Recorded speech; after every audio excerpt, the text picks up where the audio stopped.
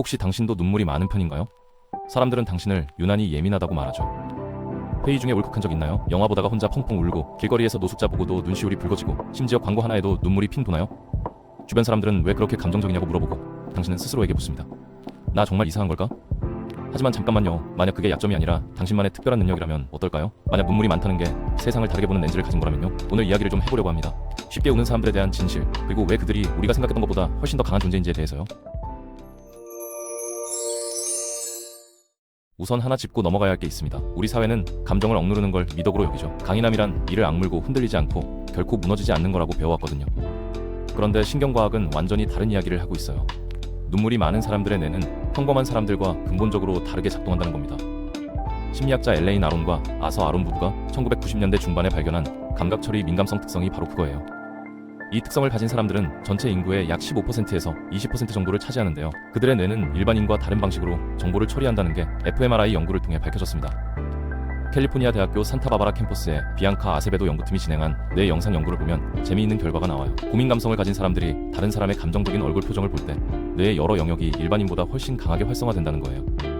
특히 전 대상 피질과 전 운동 영역처럼 주의 집중과 행동 계획을 담당하는 부분이 활발하게 작동하죠.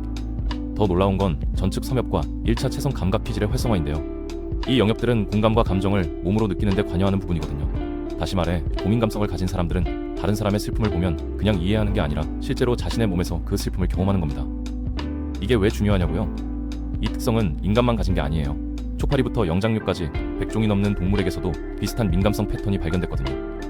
만약 이게 생존에 불리한 특성이었다면 진화 과정에서 진작 사라졌을 겁니다. 하지만 그렇지 않았어요. 오히려 일정 비율로 계속 유지되어 왔다는 건 이 특성이 집단 생존에 필수적이었다는 뜻이죠.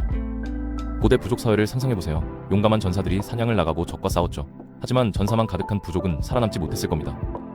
누군가는 날씨 변화를 먼저 감지하고 타 부족의 거짓말을 알아채고 아이들의 작은 아픔까지 눈치채야 했으니까요. 그게 바로 고민 감성을 가진 사람들의 역할이었어요. 그들은 부족의 조기 경보 시스템이었던 겁니다. 위험을 미리 감지하고 갈등을 중재하고 공동체의 정서적 건강을 지켰던 거죠. 현대사회도 크게 다르지 않아요. 직장에서 팀의 분위기가 이상하다는 걸 제일 먼저 느끼는 사람, 가족 중 누군가 힘들어한다는 걸 말 한마디 없이도 알아채는 사람이 바로 당신이죠. 당신은 감정적 레이더 시스템을 가진 겁니다. 이게 약점일까요? 천만에요. 이건 초능력에 가까운 재능이에요. 물론 대가는 있습니다.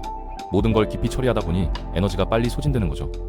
갑자기 꺼지고 어두운 방에 혼자 있고 싶어지고 사람들을 피하고 싶어지는 순간들 있잖아요.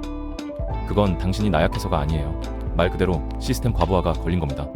컴퓨터로 치면 램이 가득 찬 상태죠. 2021년 UC 산타바바라 연구팀이 발표한 논문을 보면 고민 감성을 가진 사람들은 감정적으로 자극적인 과제를 수행한 후 휴식을 취할 때 뇌의 특정 회로가 계속 활성화되어 있다는 게 밝혀졌어요. 전서기랑 해마 사이의 연결성이 강해지는데 이건 기억을 정리하고 미래 상황에 대비하는 과정이거든요. 다시 말해 휴식 중에도 뇌가 계속 일하고 있는 셈이죠. 그렇다면 눈물 자체는 어떤 역할을 할까요? 많은 사람들이 우는 건 약한 사람이나 하는 거라고 생각하지만 과학은 정반대를 말합니다. 눈물에는 3가지 종류가 있어요. 기초 눈물은 눈을 촉촉하게 유지하고, 반사 눈물은 먼지나 양파 같은 자극물에 반응해서 나오죠. 그런데 감정적 눈물은 완전히 다른 겁니다. 이 눈물에는 스트레스 호르몬인 코르티솔이 포함되어 있거든요. 하지만 여기서 주의해야 할 게 있어요. 많은 대중 매체에서 눈물을 통해 코르티솔을 배출해서 스트레스가 줄어든다고 말하는데 실제 과학적 증거는 좀 더 복잡합니다. 1997년 빙어우츠와 커시바움이 진행한 연구에서 감정적인 영화를 본 여성들의 침속 코르티솔 수치를 측정했더니 많이 운 사람들에게서 코르티솔이 더 많이 감소했어요. 그런데 흥미롭게도 어린 원숭이들이 엄마와 떨어져서 울음소리를 낼 때도 비슷한 효과가 나타났다는 거예요. 원숭이는 감정적 눈물을 흘리지 않거든요. 이게 의미하는 건 눈물 자체로 코르티솔을 배출하는 게 아니라 감정을 표현하는 행위 자체가 스트레스 반응을 줄인다는 겁니다. 2019년 발표된 한 연구는 더 정확한 결과를 보여줍니다. 슬픈 영상을 본 후 운 사람들과 울지 않은 사람들의 생리 반응을 비교했는데요. 코르티솔 수치 자체에는 유의미한 차이가 없었어요. 대신 운 사람들의 호흡률이 안정적으로 유지되고 심박수가 우는 직전에 감소했다가 우는 동안 다시 기준선으로 돌아왔다는 걸 발견했죠. 이건 부교감 신경계가 활성화되는 신호인데요. 몸이 스스로를 진정시키고 있다는 뜻입니다. 다시 말해 우는 행위는 생리적 항상성을 유지하는 자기 진정 메커니즘이라는 거예요. 그리고 우는 과정에서 엔도르핀과 옥시토신이 분비된다는 연구 결과도 있습니다. 엔도르핀은 천연 진통제 역할을 하고 옥시토신은 편안함과 유대감을 느끼게 해주죠.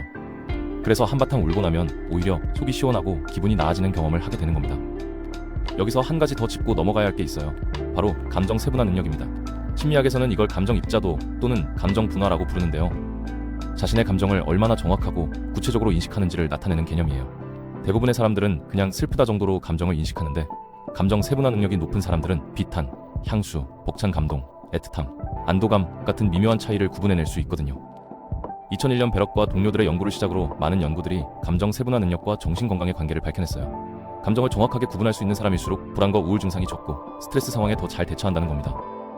반대로 감정을 인식하고 표현하는 능력이 부족한 상태를 알렉시티미아라고 하는데, 이런 사람들은 오히려 우울증, 불안장애, 심지어 심혈관 질환에 더 취약하다는 연구 결과가 있어요. 그렇다면 쉽게 우는 사람들은 어떨까요? 여러 연구에서 눈물이 많은 사람들이 감정 세분화 능력이 더 높다는 증거가 나왔습니다. 그들은 단순히 슬프다가 아니라 정확히 어떤 종류의 슬픔인지, 왜 슬픈지를 명확하게 인식하는 경향이 있어요. 이건 감정을 억누르는 게 아니라 제대로 처리하고 있다는 뜻이죠. 감정을 정확히 알아야 적절하게 대응할 수 있으니까요. 실제로 감정을 억누르는 사람들이 더 위험해요. 억눌린 감정은 사라지지 않거든요. 썩어 문드러지고 불안으로, 분노로, 심지어 신체 질환으로 나타납니다. 반면 규칙적으로 우는 사람들은 감정을 실시간으로 배출하는 겁니다. 마치 압력 밸브처럼요. 그래서 오히려 정신 건강이 더 좋고 회복 탄력성도 높아요. 어제의 슬픔을 오늘까지 끌고 가지 않으니까요. 그런데 이 모든 걸 알아도 여전히 힘든 순간들이 있을 겁니다. 회의 중에 눈물이 핑 돌 때, 말다툼하다가 울컥할 때, 영화관에서 혼자 훌쩍일 때요. 그때마다 드는 생각 있잖아요. 나 진짜 이상한 건가? 사람들이 날 어떻게 볼까? 이 내면화된 수치심이 진짜 문제예요. 눈물 자체가 아니라 눈물 때문에 자신이 부족하다고 믿는 거죠. 하지만 진실을 말씀드릴게요. 당신에게 소중한 사람들은 당신의 눈물을 약함으로 보지 않아요. 오히려 신뢰의 표시로, 친밀함의 증거로 받아들입니다. 왜냐면 요즘 세상에서 진짜로 감정을 드러내는 사람이 얼마나 되나요? 다들 필터 끼고 살잖아요. SNS에서도, 직장에서도, 심지어 가족 앞에서도 연기하며 살아가죠. 그런데 당신은 그러지 않는 거예요. 있는 그대로를 보여주는 겁니다. 그게 얼마나 용기 있는 행동인지 아세요? 그리고 솔직히 말하면 당신의 눈물은 다른 사람들에게도 선물이에요. 왜냐면 당신이 우는 순간 다른 사람들도 자신의 감정을 느낄 허락을 받는 거거든요. 아, 울어도 되는구나. 나만 힘든 게 아니구나. 당신은 모르겠지만 당신의 솔직함이 주변 사람들에게 엄청난 위안이 된다는 사실을요. 물론 모든 눈물이 건강한 곳에서 나오는 건 아니에요. 어떤 이들에게는 눈물이 과거 트라우마의 신호일 수도 있죠. 과도하게 활성화된 신경계, 안전하지 않았던 어린 시절의 경험들이 현재까지 영향을 미치는 거예요. 만약 당신의 눈물이 일상생활을 심각하게 방해한다면 전문가의 도움을 받는 게 좋아요.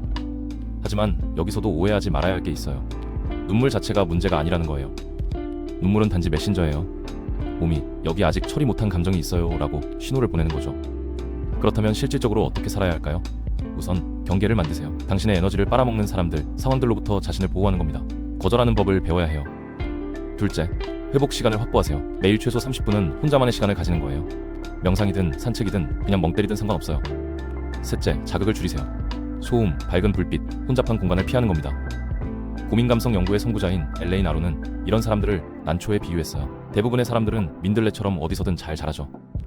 하지만 난초는 거친 환경에서는 금방 시들지만 적절한 온도와 빛, 토양이 주어지면 민들레는 절대 피울 수 없는 아름다운 꽃을 피워내죠. 문제는 당신이 난초인데 민들레가 되려고 애쓰는 거예요. 아스팔트에서 살아남으려고 발버둥 치는 거죠. 답은 명확합니다. 온실을 만드는 거예요. 자신에게 맞는 환경을 큐레이팅하는 겁니다. 시끄러운 곳을 피하고 독성 있는 관계를 정리하고 혼자만의 시간을 확보하는 거죠. 이건 나약함이 아니에요. 자기 보호예요. 실제로 연구 결과를 보면 고민 감성을 가진 사람들이 자신에게 맞는 환경에서 일할 때 창의성, 문제 해결 능력, 리더십 모두에서 일반인들을 압도했다는 보고가 있어요. 마지막으로 이것만 기억하세요. 다음에 누가 너 너무 예민해 라고 말하거든 속으로 미소 지으세요. 그리고 생각하는 겁니다. 그래, 나는 예민해.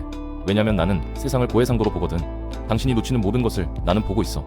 그건 약점이 아니에요. 당신만의 초능력입니다. 그리고 점점 더 단절되어가는 이 세상에서 당신처럼 진실하게 느낄 수 있는 능력이야말로 가장 인간다운 거예요. 당신은 결코 틀리지 않았습니다. 당신은 정확히 필요한 만큼 예민한 거예요.